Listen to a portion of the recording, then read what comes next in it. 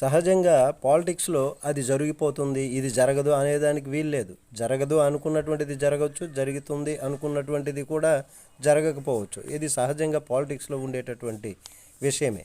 అది ముఖ్యంగా ఇప్పుడు విజయసాయి రెడ్డి గారు జనసేనలోకి అనేటటువంటి పాయింట్ ఇప్పుడు ట్రెండింగ్ అవుతున్నటువంటిది.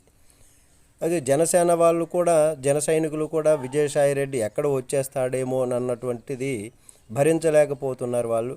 కానీ ఎందుకంటే వస్తానంటే తీసుకుంటారు. బాలినేని శ్రీనివాస్ గారిని తీసుకోలేదా, తీసుకున్నారు. అట్లాగే అదే క్రమంలో ఈయన్ని కూడా వస్తానంటే తీసుకుంటారు.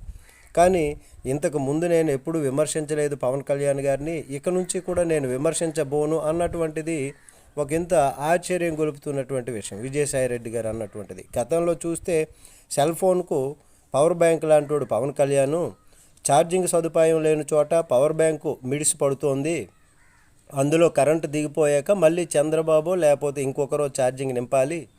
పవన్ కళ్యాణ్ ఎప్పుడూ తాత్కాలిక అవసరాలకు పనికొచ్చే వారే తప్ప తనకు తాను జనరేట్ చేసేటటువంటి పరిస్థితి లేదు అనేటటువంటిది విధంగా చెప్పారు. ఇప్పుడు ఎలా అనేటటువంటిది జన సైనికులు భావిస్తున్నారు. కానీ మరి సహజంగా రాజకీయాలు ఎలా ఉంటాయి, ఇప్పుడు బాలినేని శ్రీనివాసరెడ్డి గారిని తీసుకున్నారు, అట్లాగే తీసుకుంటారు అనేటటువంటి విధంగా కూడా వినిపిస్తుంది. చూద్దాం. నమస్తే.